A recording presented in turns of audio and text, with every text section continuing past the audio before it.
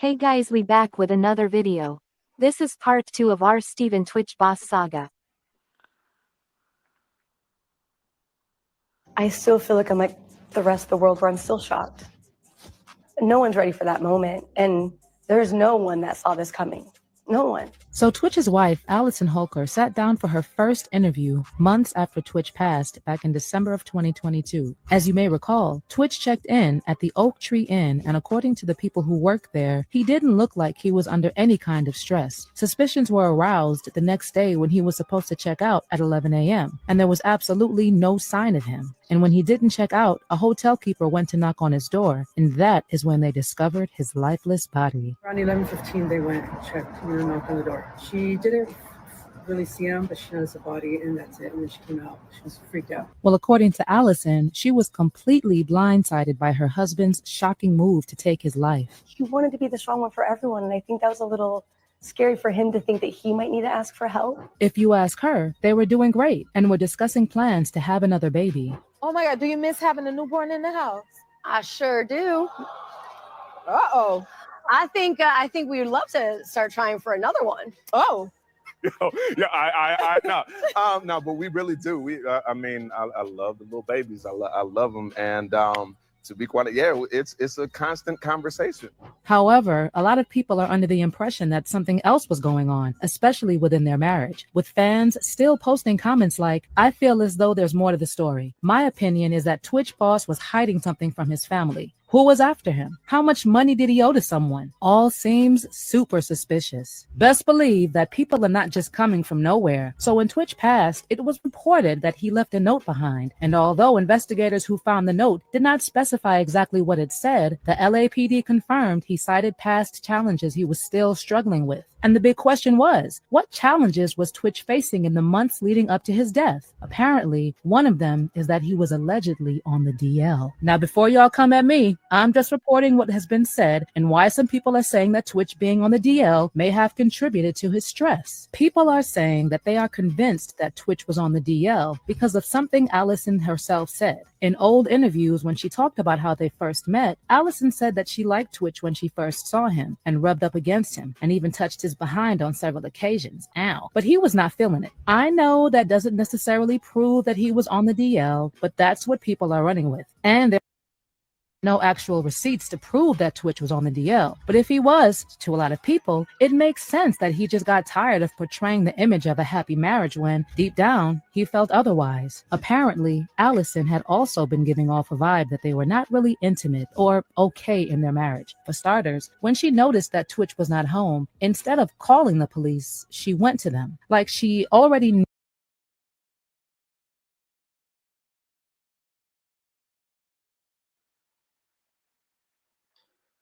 Okay. They tried to make it seem like they was extra happy, He looking like, nah, I don't know if I want another baby.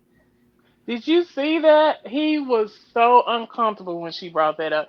His reaction said it all. He was not trying to, have another baby with her. Um, he kind of moved away. He took his arm from around her and literally moved over, and then Staffers of allowing an onset culture of discrimination based on color, fear, and intimidation to persist. BuzzFeed did an expose where one employee claimed she was fed up with comments about her race and walked off the job, and others said they were instructed by their direct managers not to speak to Ellen DeGeneres if they saw her around the studio. Most of the former employees also blamed executive producers and other senior managers for the day-to-day toxicity. And do you know who was an executive producer on the show? Twitch himself. Twitch started DJing on Ellen's show in 2014, became an executive producer of the show in 2020, and was with her until the show ended in May of 2022. It's possible that he had no idea what he was signing up for when he became an executive producer. And when people started expressing their frustrations, it probably got to him because he was genuinely a good person. And it was even harder because many of the complaints about the toxic work environment were race-related. There was even a Black woman who told BuzzFeed that she encountered offensive comments, actions, and microaggressions during her year and a half as an employee. She said when she was hired, a senior level producer told her and another Black employee, "Oh wow, you both have box braids. I hope we don't get you confused." And at a work party, she said one of the main writers told her, "I'm sorry, I only know the names of the white people who work here." There were also extreme issues that may have contributed to Twitch being devastated, like one from a former employee who said that after working on the Ellen DeGeneres show for nearly a year, they took medical leave for 1 month to check into a mental health facility for attempting to take their life. And the week they returned to work,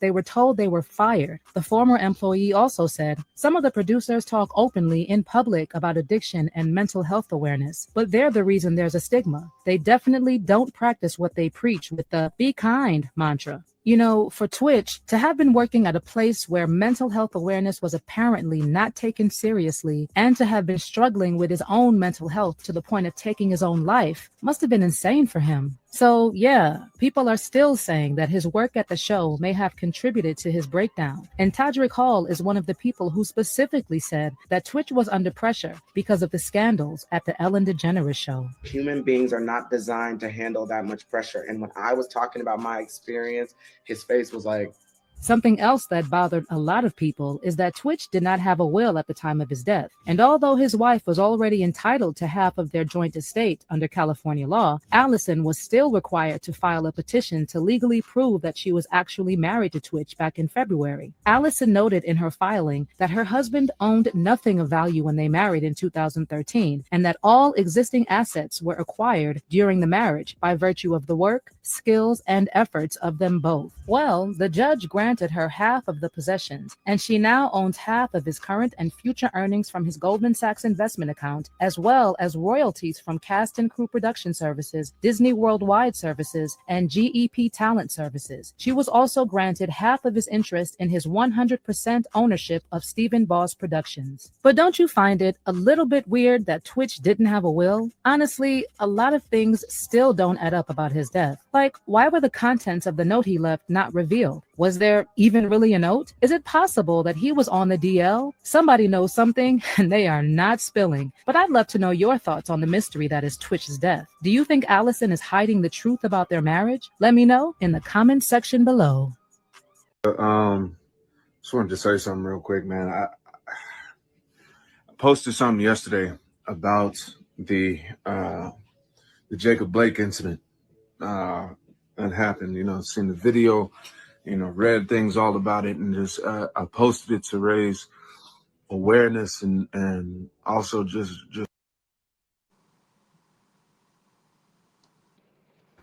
Well, in this video right here, he definitely don't look stressed. So you never know what was going on behind closed doors.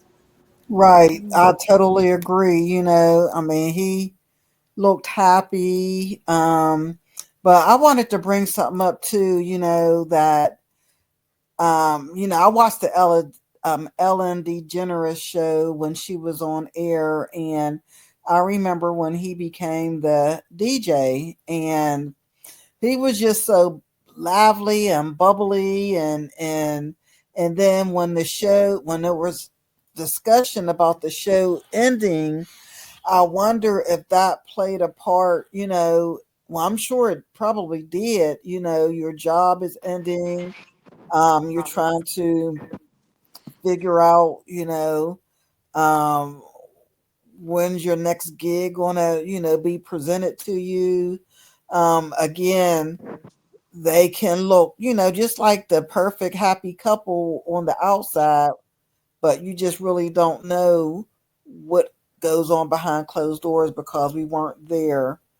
I mean, I think a lot of things when people think about suicide, it's a multitude of things that they feel as though there is no light at the end of the tunnel, and that's their only way out. When there are, other, uh, just help out there, for somebody. I want to speak up on the wife. She comes off as a red flag to me. A lot of Me the way too. how she acts, you could tell like behind closed doors, she's a real piece of work. Right. And like I don't want to say that she most definitely is. I don't want to say that she's the reason for him making the decision to end his life the way how he did, but I can most definitely see how on a day-to-day basis being with her could be very stressful. She comes off as controlling, and I do feel like, there's a lot of stuff that's being hidden or a lot of pieces to this puzzle that's not being fitted when it comes to that wife. I definitely agree with you with that because um, she looks like a snake in the grass. She She does. looks like the type of person that you know she's playing chess and everybody else is playing checkers. Mm. Um, she went straight for the money. She went. Yeah. She made sure all. You know what I'm saying. I can't believe he didn't have a A will. will. I am Yeah. really tripping on that because That just he don't left seem all real. devices to her. He left everything to her to, you know what I'm saying, in the courts to divvy out what was supposed to go here and there, and that's crazy to me. Um, that's almost like, and I hate to bring up this person, but it's almost like the situation with Kobe Bryant. His wife Right. Yeah. controlled everything. Right. The family Mhm. got basically got nothing. His mom got nothing. His family got nothing. Nobody got anything. She controlled everything. And Mhm. you know, And that's the thing, that's crazy. yeah, and that's the thing. And these two instances with Twitch and with Kobe, I don't know if they just felt that the wives, are better equipped to handle all the finances. Back in the back in the day, the wife would stay home and take care of the household while the men went out and worked. So now with Twitch's wife, and I feel as though with Kobe's wife as well, they just left them to handle all of the paperwork and finances. And so, when it was time to do a will, they probably, okay, well, they have been by my side and doing all the bills and paperwork all this time. So I trust you, but then when unfortunate situations happen, they both are no longer here and you have two families now fighting, or, well, I don't know about if the situation was ever resolved with Kobe's family, but Twitch's family, you have both sides fighting over money, rights to his, his story, um, everything, because nothing was set in place for them to, to be divided up equally amongst everybody. Now you know what I noticed about both situations with the wives. Did you all notice that in both instances, especially surrounding their death, those two men were isolated from their families? It's like with the Kobe Bryant, like he Right. hadn't seen his parents or his siblings, like I want to say for at least like 4 or 5 plus years, if I'm not Yeah, they mistaken. didn't even they weren't even invited to the wedding from published reports. Right. And then with Twitch's wife, she separate. Well, I'm not going to say she because at the end of the day, he was a grown, consenting adult. But I also, too, noticed that with researching his Twitch story, that he also was isolated from his family. They hadn't heard from him in quite some time and everything, which had me wondering, is it possible that maybe a will was drawn up, but with them being the sole or the next of kin might have gotten rid of that will just to make it seem as if there was no will to be found? That can be a possibility. Well, Hmm. usually when there's a will, there's usually a lawyer, and somebody else knows about that will than that person. So I mean, I don't know. I don't know, because it be some crazy stuff going on. So I can't say, but if there was, and there was a way that she could get rid of it without people knowing, I'm pretty sure she would. You know what I'm saying? That's what I think. And I might be wrong, um, but I don't know the way she's moving. It seemed like she wanted to make sure she had everything. She took Um, everything. She didn't care about Hmm. he had a mama. She didn't care about the rest of his family members. I mean, and he didn't owe the family members anything, but it's just the common courtesy that at least his mom. You know what I'm saying? exactly. That's weird. That's Now, weird. I do know though that there are times where you yourself can write up a will and have someone notarize it, and it doesn't have to go through a lawyer or whatnot. Like you can like legit write up your own will, like, this is my wishes, in my right state of mind and whatnot, and then take it to a notary and then have it notarized. And usually it's kept in, most people, tend to keep it in a safe. And But with Angel, him being, go that ahead. works in certain states. Right. I know of an incident where someone did that exact same thing, and they still had to go before the judge and have the judge to do everything To because sign off on it. no, it was invalid. Okay. They said that paper, notarized paper, was toilet paper. That's what they said. Exact Okay. words. So I mean, I guess it depends on the state when it comes to that because some states don't, you can't just use that and get it notarized. You have to actually go through the attorney or something like that. And yeah, I know for a Now, fact. what I find kind of interesting is the fact that I know a lot of times that when there is no will present, that they tend to make them go through probate court, even if they are the next of kin. Because like when my cousin passed away, and his sisters called Yeah, themselves, that's what we had like, to do. Probate court. yeah, like his sisters called themselves handling all of his affairs, even though he only had one adult grown daughter, and they were all beefing with each other, right? So when he passed away, like the sisters went in and like completely almost cleaned out the house, right?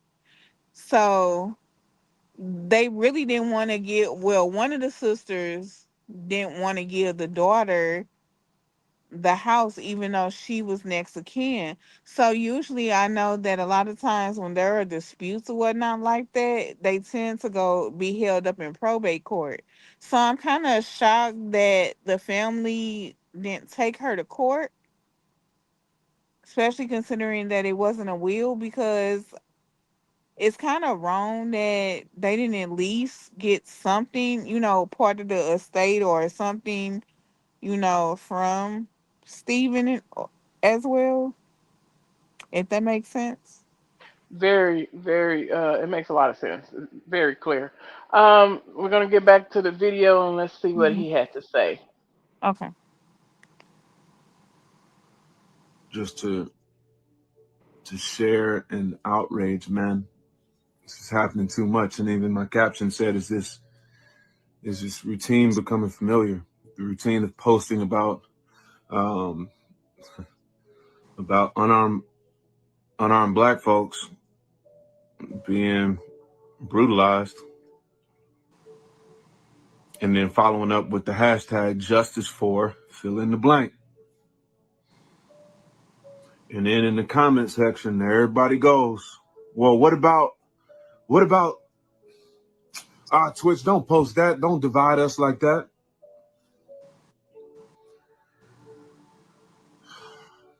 Don't push that narrative, Twitch. Like, yo, like I don't have to push the narrative. The narrative's already happening. And also for everybody that answered the post asking me about, well, what about the 5-year-old that was killed by this person? Yo, what happened to Cannon? That was awful. That was tragedy. That was tragedy. And justice is being carried out on the person that did that. If I'm not mistaken, the person that committed that atrocity is arrested and charged with first-degree murder.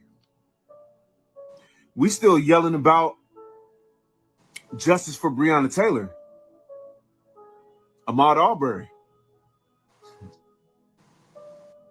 George Floyd,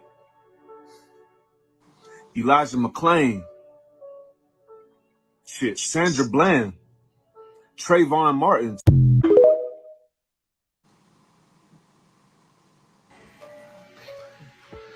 What's going on, everybody? What's happening? A couple people kind of trickle in right now. How's everybody doing? All things considering, obviously. Sorry, my not straight at all, but we'll have to deal with that. What's going on, everybody? How we doing?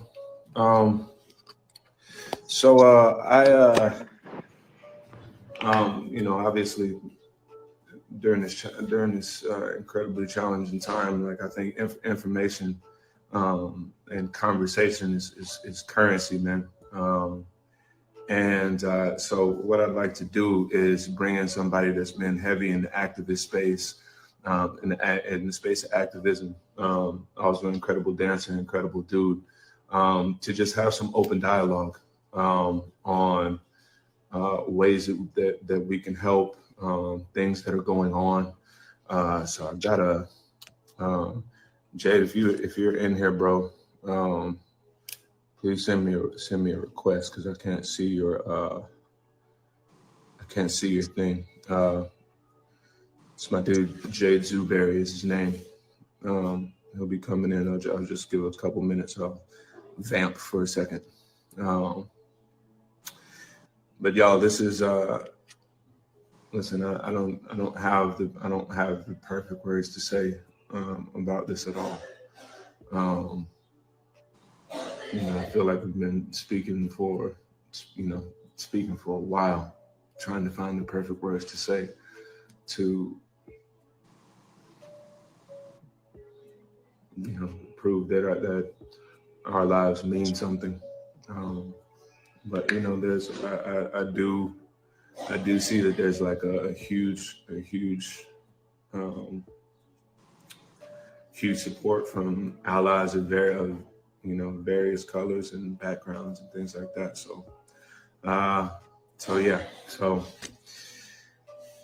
And that also too, I wanted to address that too. Somebody just wrote, there are not the right words, you just speak from the heart, and you're right. But when doing that, I think sometimes on social media, people get really offended if you don't say the right thing, and obviously because everybody's really tense and sensitive. But I think we just sometimes got to be a little more patient with each other. Something you would like to say to Twitch? What does he mean to you?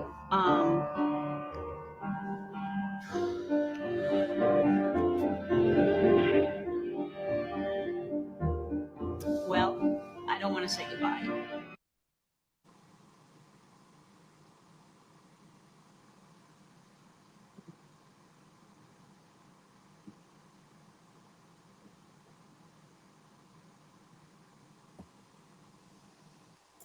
Wow.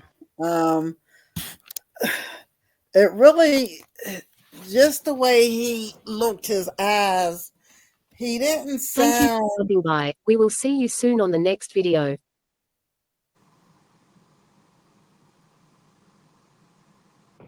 He just looked kind of sad, I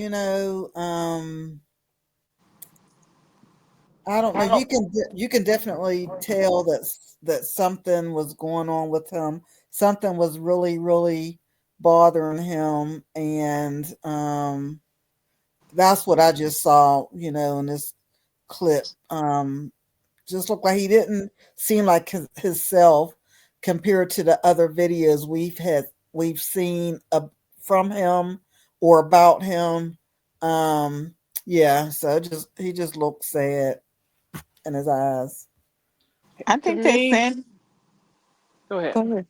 I think that Sandra Bland and the other black people that were unalived by the police, I think they had a lot of people feeling a certain type of way and sad and whatnot. So, that probably is a sadness that we hearing because that was very overwhelming at the time that all of that was going on. That's true because it was like one person after the other. Right.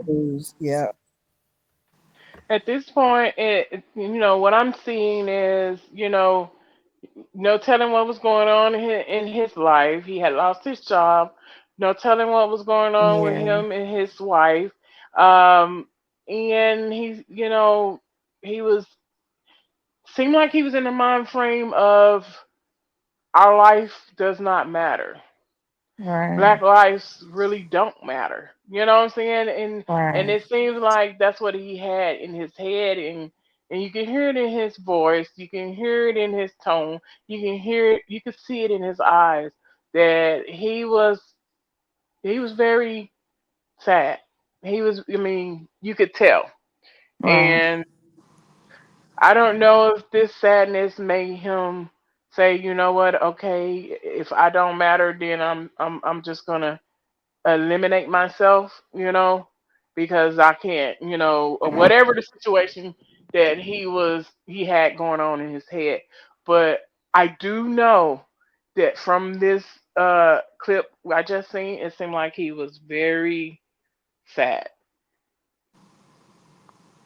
Do you think that maybe it's possible that this was the start of his depression? Like maybe this sent him into a depression? Well, this was 24 hours from the time that he unalived himself.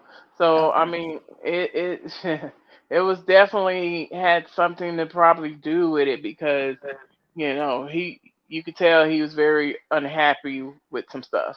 He was very, I can't say he was depressed. I could say that it looked like he was going through some things, and this was the perfect time for him to be talking to someone other than social media. And you never know what happened days prior to that. They ain't showed no footage of that. So never know what he was going through. But I really hope Right. it all come out at the end because she definitely looked like she's a sneaky person. Yeah. But what's done in the dark will always surface in the light. So, So, um, do any one of y'all have any last words? um, no, just again, if there's anybody out there that is suffering, there is help. Please reach out to someone, or if you know anyone who is going through things, um, just be there for support because that person will need you.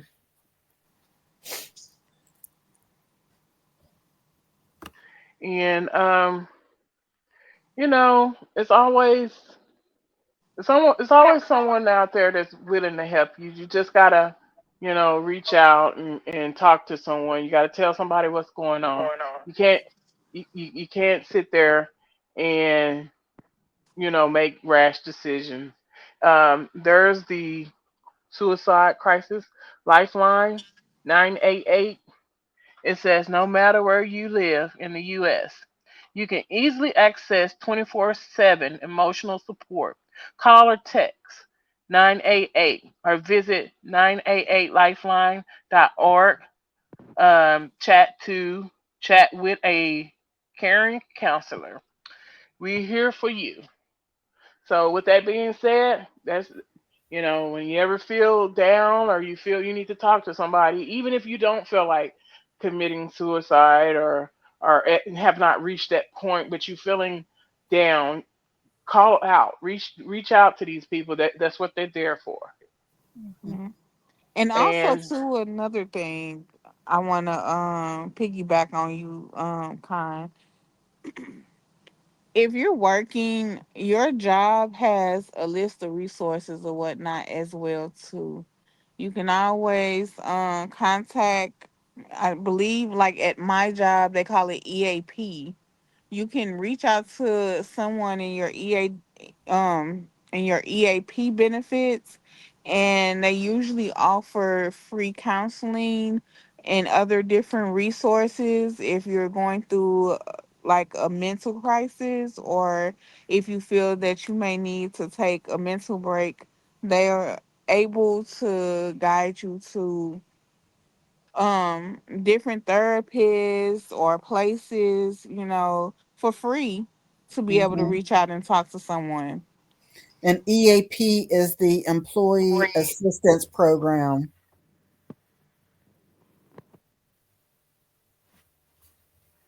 so you got it here, you guys. And this concludes our video, and we'll see you next time. Bye, y'all. Bye, everybody.